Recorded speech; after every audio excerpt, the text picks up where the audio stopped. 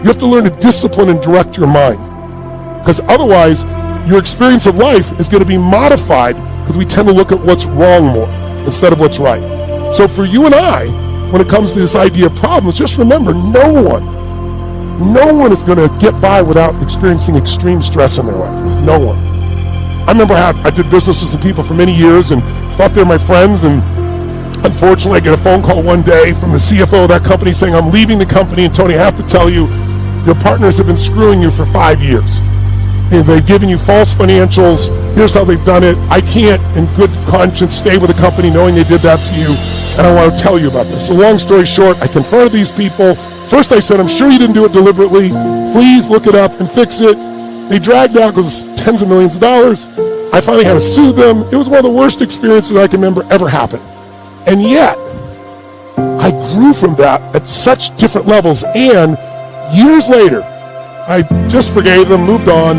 I got most of my money back, walked away from it, still stayed friendly with them, because I was like, I don't want to carry grudges. You know, what good is that? Doesn't help me. It's like, you know, when people say, I'm going to resent this person, I'm going to hate this person, you know, resenting somebody, hating somebody is like, you know, taking poison in your own body and expecting someone else to die. Right? It's the one that's hurting you. So I was like, letting go. And then I get this phone call from one of these people, and he's telling me about his child who has this severe, rare disease. And here's this man who's made $1 billion, and a lot of it's done well, and in my mind some of it wasn't so well, and yet he still got pain. So what does extreme stress look like? It sounds like this. Somebody in your family with cancer or heart disease. So many of you are reading your stories like that are going through that right now, or have recently, or have lost someone.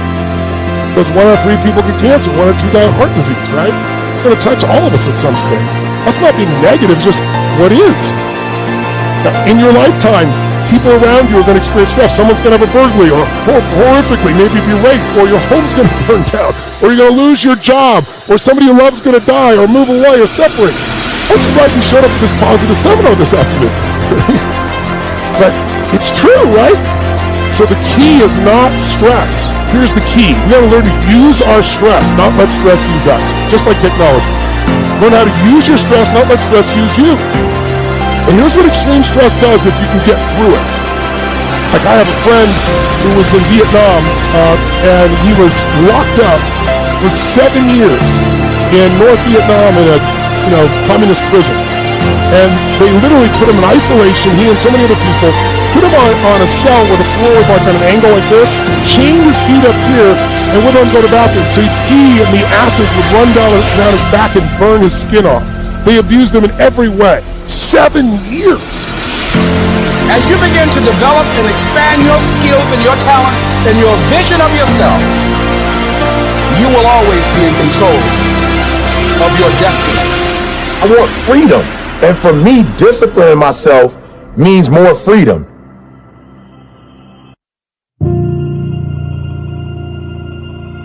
It's so easy to be great nowadays, because most people are weak.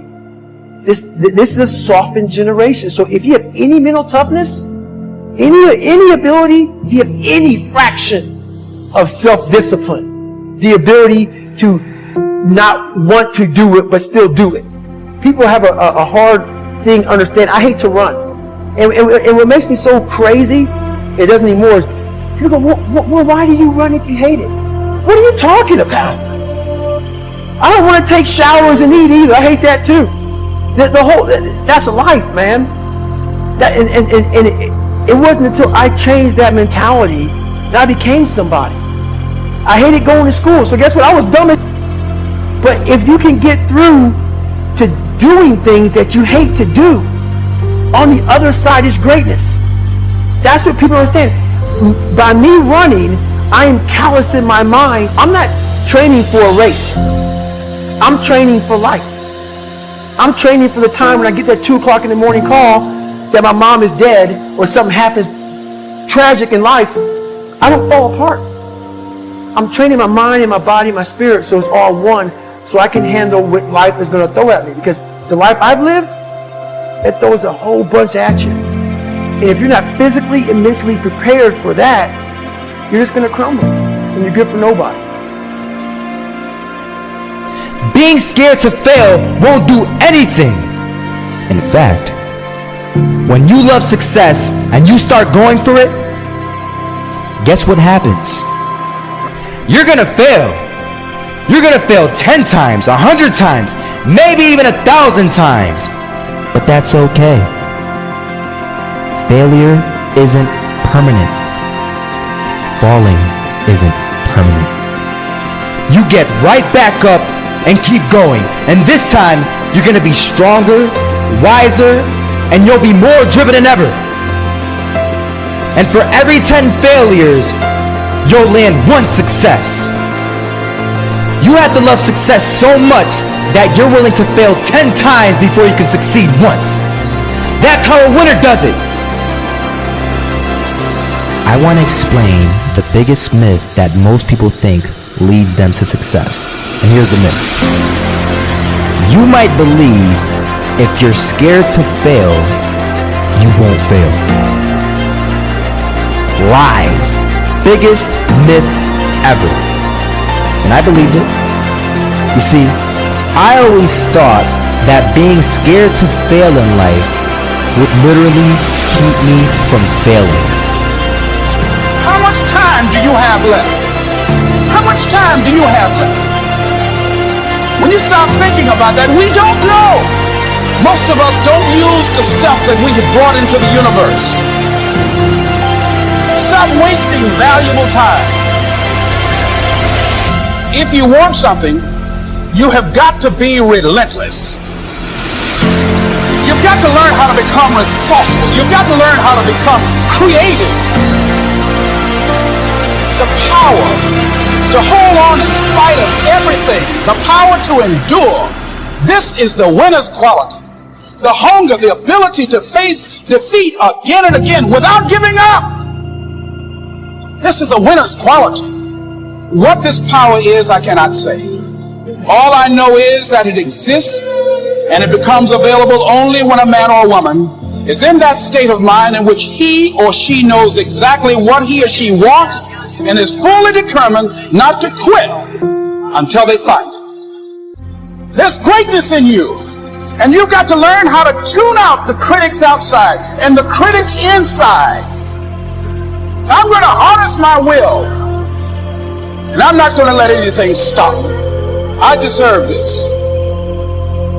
Most people give up on themselves easily. You know the human spirit is powerful. There's nothing as powerful. It's hard to kill the human spirit. You are unstoppable. Live your life with passion, with some drive.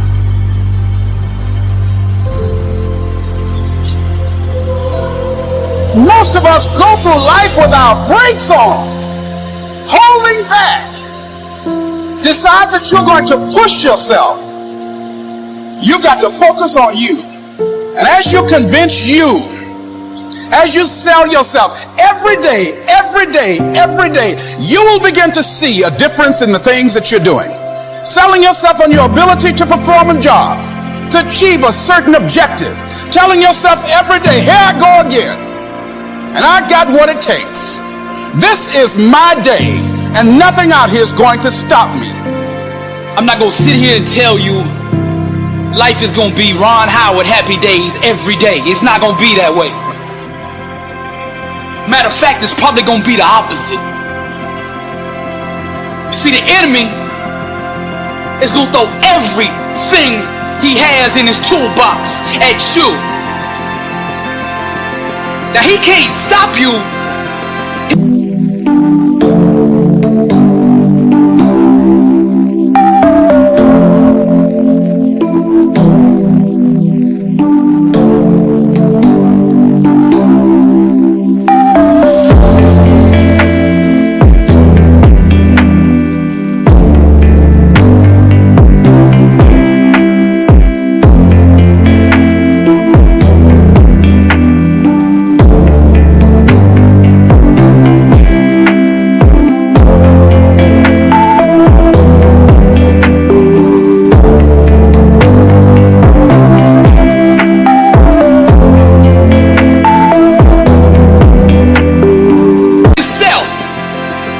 Objective is to get you to stop you.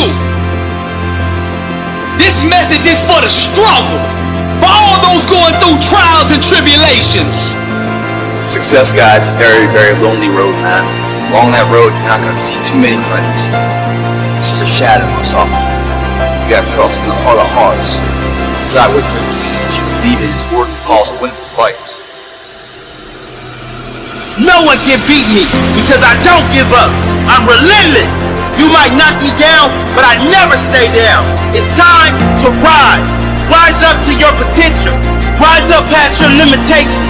Rise up past your family or friends' limitations. Set the standard for those around you. Don't conform to the standard like a sheep. Get out and lead the way. Get up. Rise up. Man up. I am powerful. I am strong. I am successful. I am an achiever. I am abundant. I am rich. I am determined. I am focused. I am disciplined. I am health. I am wealth. I am. I am. I am beautiful.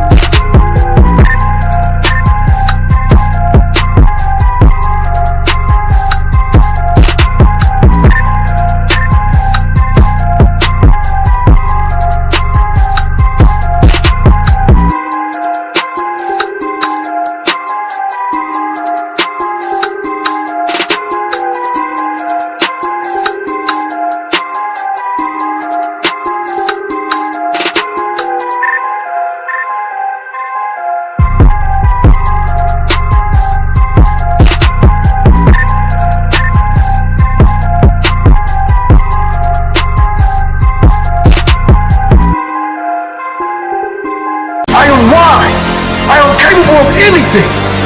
I'm someone who makes things happen. I am a powerful creator. I am filled with faith. I am blessed. I am grateful. I am a miracle. I am connected. I am God. I am more than my body. I am a powerful spirit. I am ready. I am focused. I'm a fighter. I'm more than enough. I'm a winner. I'm a champion. You can't just speak the words. You must feel them. And you must believe them. Repeat them every day. Let them soak into your subconscious. Let the power become one with you. Ali said, I am the greatest. And he became the greatest. Are you ready to be great? I am. I am. And when you get that in your head, when you know that you can transcend even yourself, that negative voice in your head, that even getting kicked, even failing, getting knocked down, and being covered in blood, mud, dirt, everything that would try to stop you, that you'll rise up, and that you'll keep pushing, and that you'll define what you're going to become when you have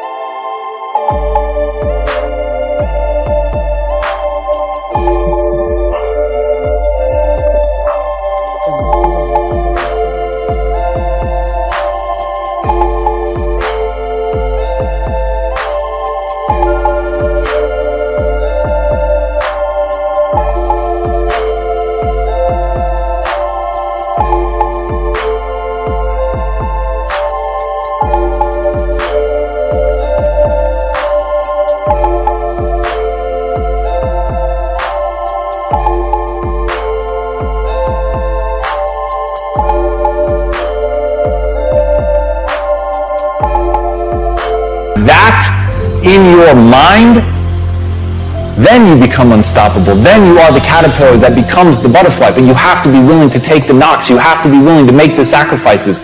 You have to be willing to suffer. In your life, you're going to get what you tolerate. Stop tolerating for these people who have believed in you all your life and inferior life for you. Stop allowing God to bless you and give you all this giftedness and opportunity and settle and tolerate less. For those babies that are sitting here with you, your children and grandchildren, stop being willing to tolerate less for them. Don't tolerate it anymore. Yeah, you got to give it your best, but it starts making a decision that this is over. I don't tolerate this life anymore.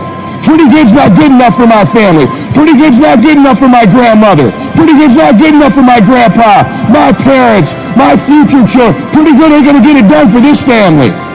Now I hope you hear them whispering to you, he's right. You can do this. You're great. You're special. You were born for a reason.